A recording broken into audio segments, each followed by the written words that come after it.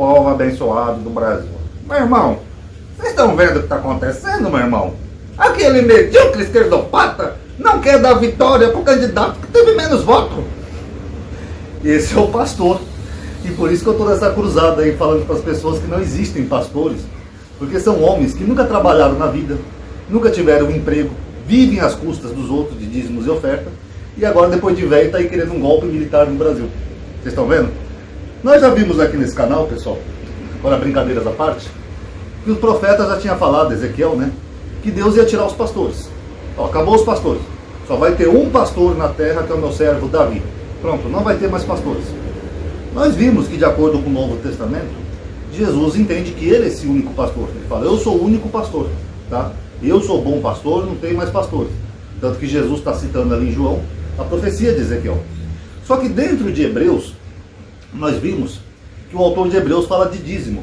Ele fala que Jesus é o novo sacerdote, então Jesus teria direito de receber dízimos, como o Melquisedeque, né, no entendimento de Hebreus, Melquisedeque teria recebido dízimos de Abraão. Ainda que isso não seja verdade, mas na visão do autor de Hebreus, tá? Eu estou falando dentro da cristologia, então assim como Melquisedeque recebeu o dízimo de Abraão, Jesus, que é o novo sacerdote segundo a ordem de Melquisedeque, ele teria o direito de receber dízimos, correto?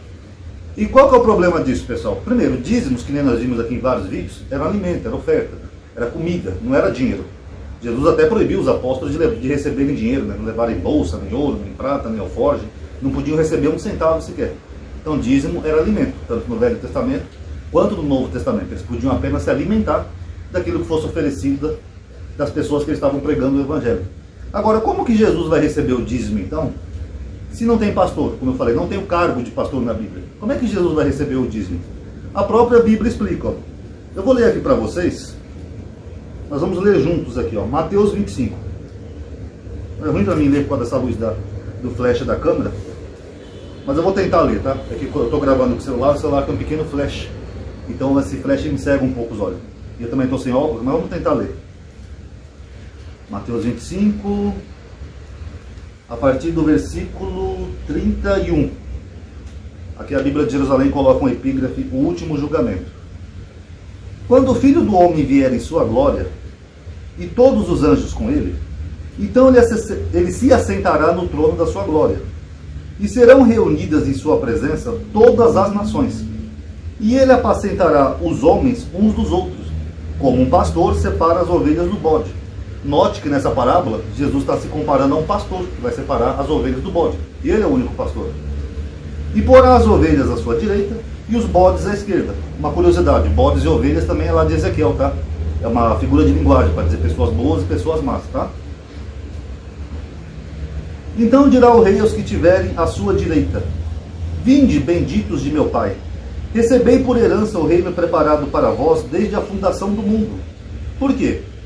Pois tive fome e me deste o que comer. Porque alimento, ó. Tive fome e me deste o que comer. Tive sede e me deste o que beber. Eu era um forasteiro e me acolheste. Eu estive nu e me vestisse. Estive doente e me visitaste. Eu estive preso e ver-me. Ó, Jesus foi preso, ex-presidiário, comunista.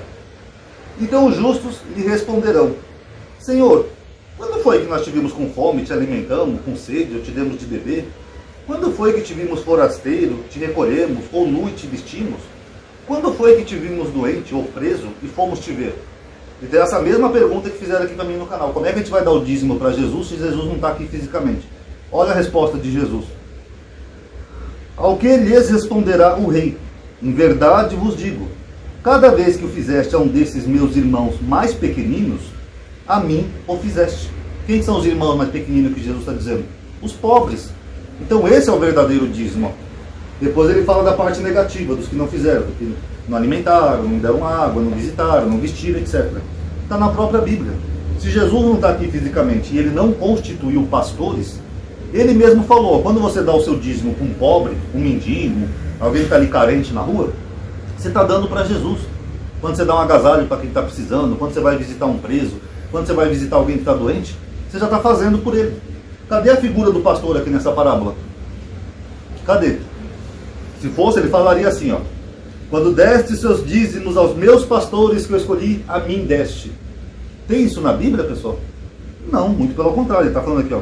Quando fizeste a uns desses meus irmãos pequeninos, a mim fizeste, aos pobres.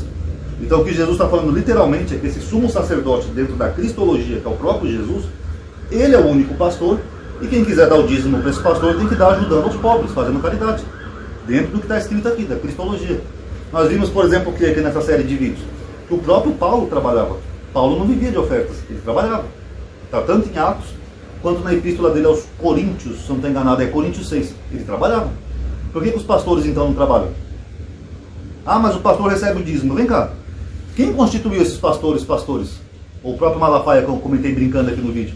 Foi Jesus que apareceu para ele e constituiu ele pastor? Porque aqui não diz nada disso. Então qualquer um pode pegar uma Bíblia, se constituir pastor, se autofazer pastor, sair pregando, viver do dinheiro das ovelhas, né? 10% mais ofertas, objetos ungidos, essas coisas. E ainda por cima esse dízimo não é repassado aos mais pobres, como Jesus falou. Então a Bíblia é uma mentira. Porque Jesus falou aqui claramente, ó. Quando fizeste isso, algum desses meus pequeninos a mim fizeste. E não tem nada a ver com dinheiro. Eu tive fome e me deste que beber. Tive sede e me deste de beber.